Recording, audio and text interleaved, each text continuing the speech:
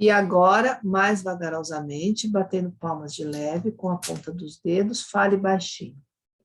Mas dentro da noite vai bem de mansinho. Aqui. Mas dentro da noite vai bem de mansinho. Vai bem silencioso, meu bom cavalinho, com casco de prata brilhando na mata.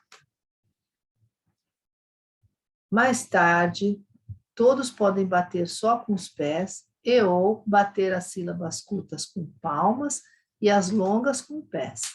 Na segunda estrofe, as crianças devem andar na ponta dos pés bem de leve, em contraste com a primeira estrofe.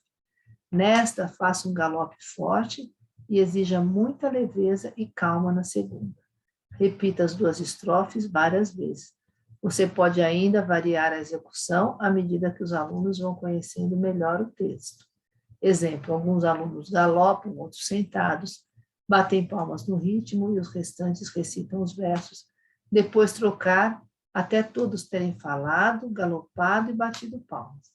Termine essa parte da harmonização sempre com a recitação de um verso ou poema, assumindo uma postura calma. Então vocês veem, dá para ir animando, né, crescendo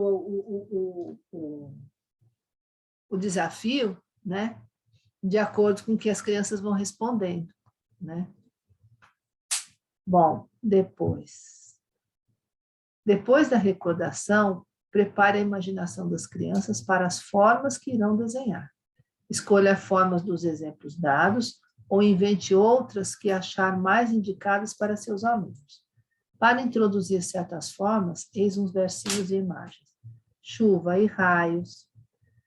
E aí ele tem o versinho para o desenho. Para fugir da tempestade, espera um pouquinho aqui. Pronto. Para fugir da tempestade, um abrigo procuramos. Entre raios e trovões, boa gruta encontramos. E outro. A terra, a água, a planta e a pedra, o céu dirige o seu olhar. Em tudo, tudo penetrando, a tudo, tudo abençoando. Então, uma coisa que é muito importante quando a gente vai falar versos, tudo que a gente vai falar, ter uma dicção muito boa, né? Falar bem, com clareza, porque a criança está aprendendo com você. Então, você tem que estar falando bem, né, com uma boa dicção, de maneira que seja bem compreensível. E aí, isso também, quando eles vão declamar poemas, né, de falar tudo bem, bem claro. Então, aos céus o homem se ergue, levantando o seu olhar, numa prece agradecendo por tudo que está recebendo. Com a primeira estrofe, desenha-se um triângulo com a cabeça para baixo.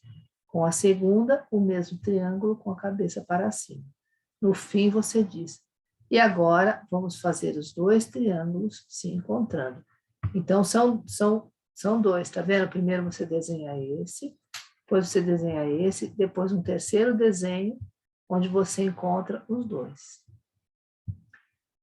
Seguem-se duas estrofes para acompanhar o movimento da espiral, o que será feito nas duas direções, entrando e saindo.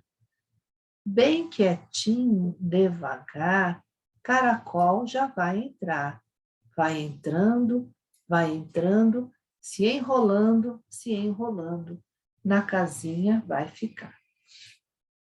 Esse desenho do caracol é um trabalho também que a gente faz. Se você tem crianças muito, no caso aqui ele está entrando, né? Está vendo? Assim, né? Isso leva a criança para dentro, né? Então isso dá uma harmonizada na classe. E aí se você tem aquelas crianças que não param, você pode, às vezes, para no meio da aula e fala, vamos fazer outra coisa agora. E dá um exercício desse, sabe? Trazer a criança para dentro. Agora, se você tem aquela criança que é muito quietinha, muito tímida e não fala, não participa, você pode dar ao contrário. a espiral de dentro para fora, tá? Ó, e aí, no caso aqui, ele está fazendo andal. Ao dizer esta estrofe, guia as crianças andando em espiral de fora para dentro, antes de desenhar a espiral na folha. Quer dizer, sempre tem o desenho, o movimento fora primeiro, né? Depois que entra. O movimento da segunda estrofe é invertido. O bichinho quer sair, olha lá que vai fugir. Acordou e vai saindo, bem quietinho, devagar, deixa seu querido lá. Com a segunda estrofe, as crianças andam e desenham o caracol de dentro para fora. Faça as crianças brincarem de andar em espiral com esses versinhos na aula de jogos depois do recreio. Quer dizer, você pode dar isso no recreio também. História Jorinda e Jorinda, que a gente já contou, né? Então, sugestões para os últimos dias da primeira época, que é a primeira época de desenho de formas justamente que está terminando. Você pode deixar o caracol para os últimos dias dessa época de desenho de formas. Conte algo do caracol e faça-o aparecer numa imagem ou história. B. A harmonização. Como no dia anterior, as duas estrofes para o desenho do caracol citadas acima podem ser recitadas e a forma trabalhada na classe e no pátio, nos jogos ao ar livre. C. Recordação das atividades do dia anterior. Então, sempre você faz a parte primeira de harmonização e antes de começar a aula, você sempre faz uma recordação do dia anterior. Você quando muda de época, você faz a recordação da época anterior, né? Quando é o último dia de aula, daquela época, você vai fazer a recordação. Então, o que nós aprendemos nessa época, né? Não fala mês ainda, porque eles ainda não sabem bem o que é mês. Mas faz essa recordação do que eles aprenderam. Recordação das atividades do dia anterior. Antes de ser desenhada a forma, repete o versinho muitas vezes, fazendo a forma indicada ao mesmo tempo. Primeiro no ar, de olhos abertos, depois fechados, na mesa, na folha, sem lápis de cera, com o lápis na mão, mas sem tocar o papel, e no fim, com grande concentração, tocando de leve, o caracol aparece na folha. Passar várias vezes o lápis de cera da mesma cor e depois ao lado da linha passa-se o amarelo.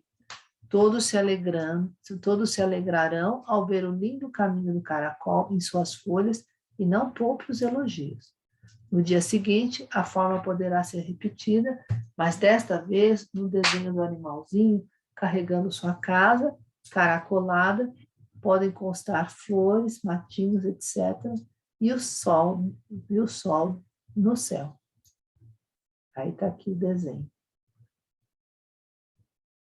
Se você não quiser terminar essa unidade sem escrever alguma coisa, pode fazer a seguinte brincadeira.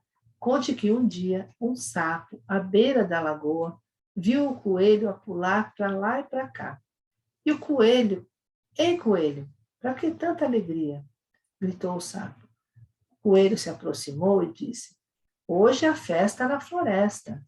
Hoje a festa na floresta. O sapo arregalou os olhos e exclamou, oba! O coelho continuou, haverá dança, música, comes e bebes. Oba! Foi tudo que saiu da grande boca do sapo. O coelho, dando-se ares de importante, comentou, mas bicho de boca grande não será convidado. Ao que o sapo, tentando encolher a boca, replicou, coitado do jacaré, não vai poder ir. E lá se foi o sapo na lagoa cantando, oba, oba. E então diga, agora vamos escrever a palavra longa que saiu da boca grande do sapo. Deixe as crianças se divertirem bastante com a palavra grande, enquanto elas aditam para você escrevê-la no quadro negro. Com tantos exercícios de formas que fizeram, eles não terão dificuldade em copiar as letras. Opa! Num papel grande de embrulho, seria possível fazer um trabalho comunitário, cada criança fazendo uma letra, até todos terem participado. Depois o papel ficará na parede. As crianças vão gostar muito. E com isso já se motivou e preparou o início às letras, o que constituirá a segunda unidade do primeiro semestre. Quanto à história a ser contada, no fim da aula ou fim do dia, eis ainda uma sugestão: O Ganso de Ouro. É uma história cômica, ideal para ser recontada, ampliada com mais personagens e dramatizada. Vou contar a história agora, então. Cadê a Maria Fernanda? Está pronta para a história, Maria Fernanda? A Missy saiu. Sim. Então, ó, eu não posso abrir dela, porque o meu fogo já está aceso lá, ó, tá vendo? Tá vendo? Eu estou com o fogo aceso. Vamos lá.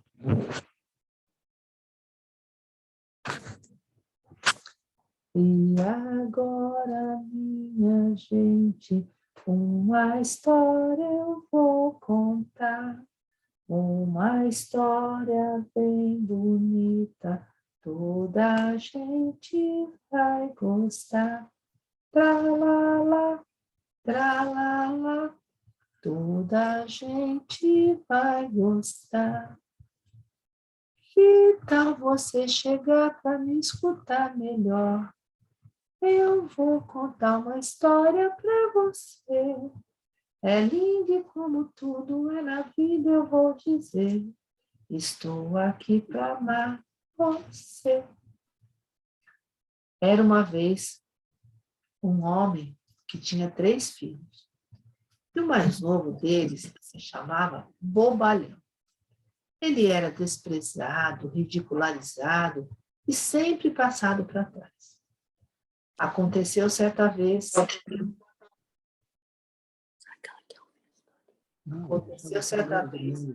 que o mais velho tinha de ir à floresta cortar lenha.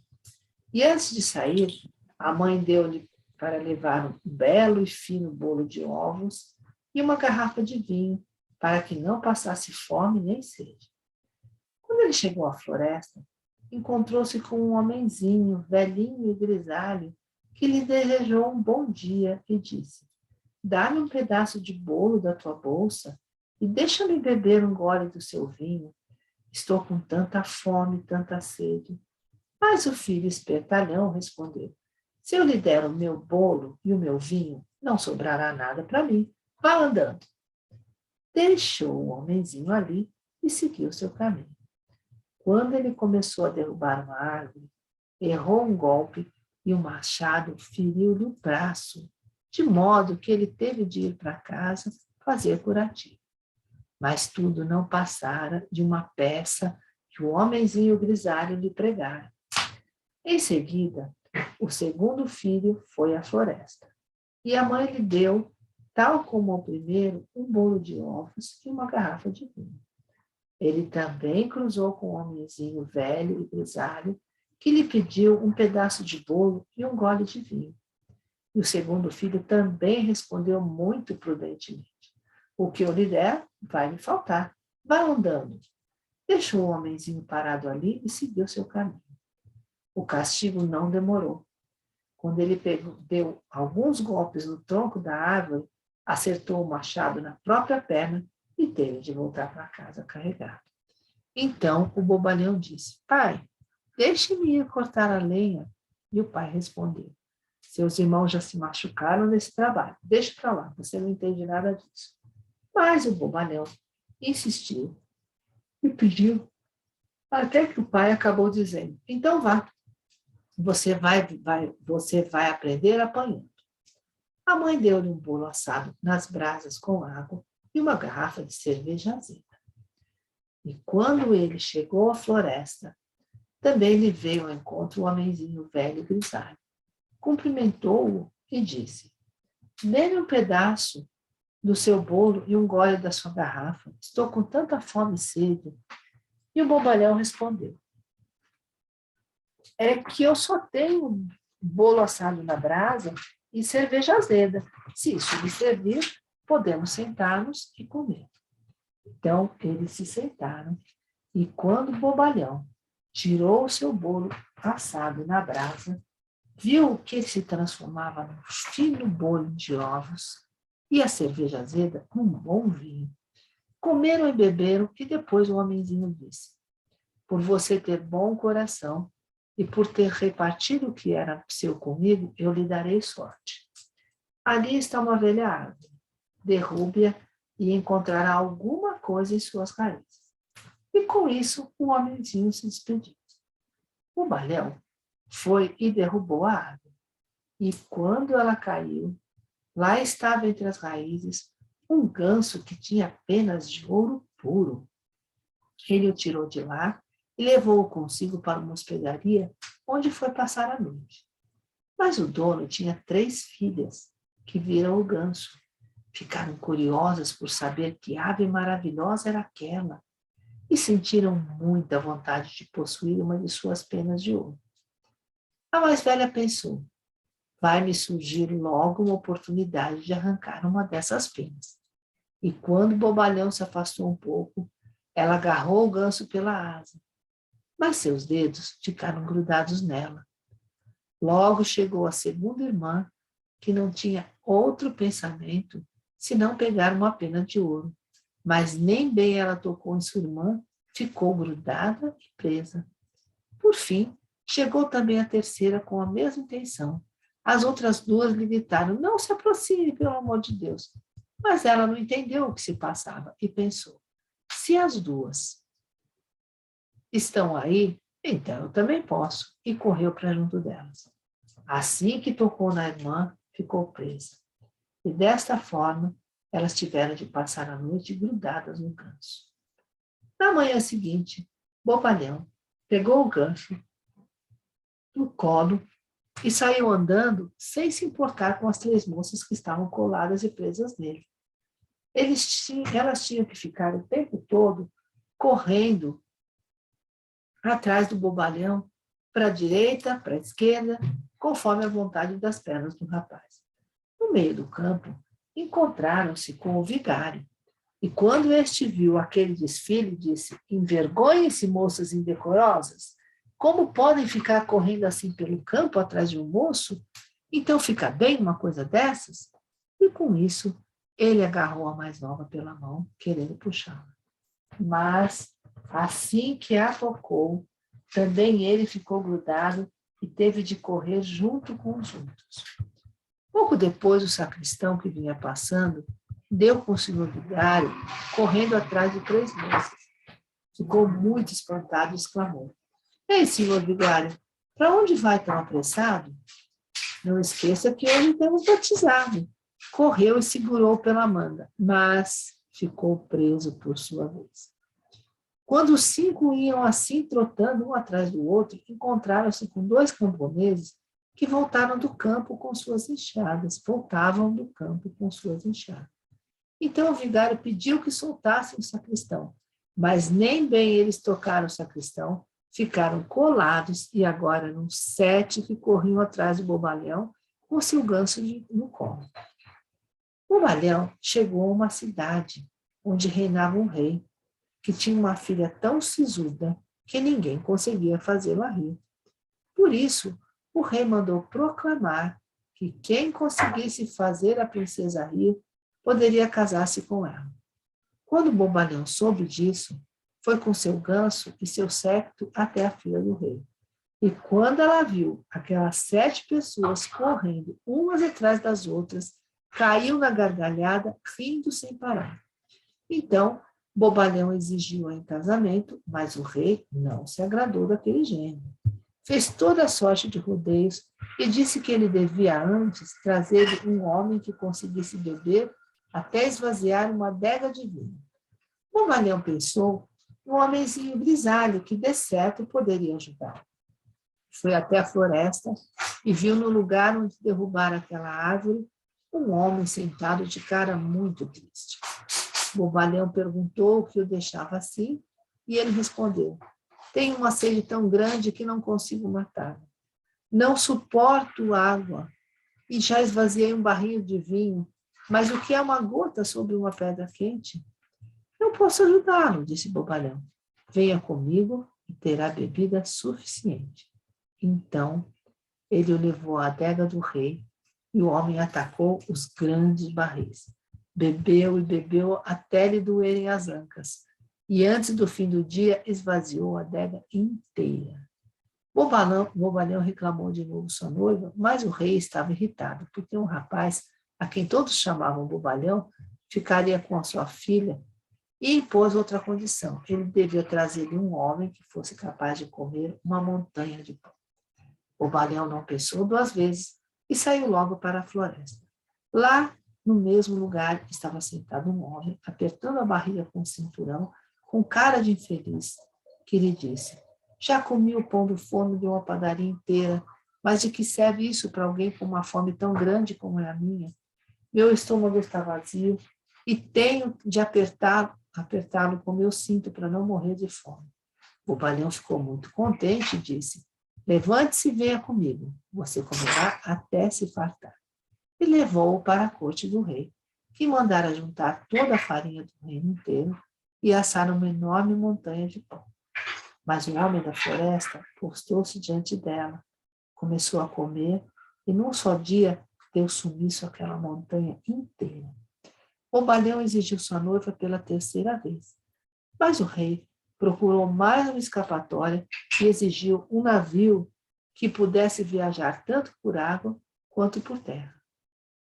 Assim que você chegar velejando nele, disse o rei, terá logo a minha filha por esposa. O Bobalhão foi direto para a floresta.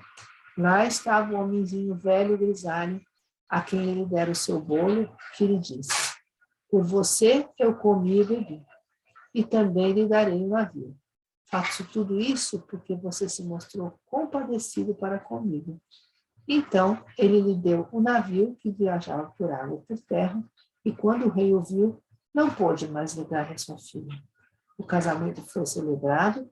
Depois da morte do rei, Bobalhão herdou o reino e viveu por muito tempo feliz com a sua esposa. Um ratinho passou por aqui e a história acabou.